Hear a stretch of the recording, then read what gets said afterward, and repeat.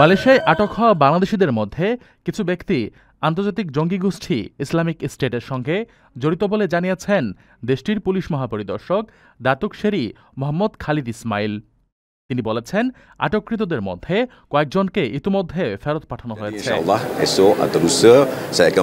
মাধ্যম new straight Times বলছে, মালয়েশিয়ায় আইএস চরমপন্থী মতাদর্শে প্রভাবিত হয়ে উগ্রপন্থী কর্মকাণ্ডে সরাসরি জড়িত কিছু বাংলাদেশিকে সিকিউরিটি অ্যাফেন্স অ্যাক্ট 2012 এর আওতায় আটক করা হয়েছে। খালিদ ইসমাইল বলেন, কয়েকজন এখনও পুলিশের হেফাজতে রয়েছেন এবং তদন্তের স্বার্থে তাদের জিজ্ঞাসাবাদ চলছে। খালিদ জানান, এ বিষয়ে বিস্তারিত তথ্য শিগগিরই সংবাদ সম্মেলনের মাধ্যমে জানানো হবে। এর আগে সম্প্রতি দেশটির পুলিশ 36 জন বাংলাদেশিকে আটক করে, যাদের মধ্যে অনেকের বিরুদ্ধে অভিযোগ তারা আইএসের মতাদর্শ ও সহিংস চরমপন্থায় প্রভাবিত হয়ে একটি চরমপন্থী নেটওয়ার্ক গড়ে তুলেছিল।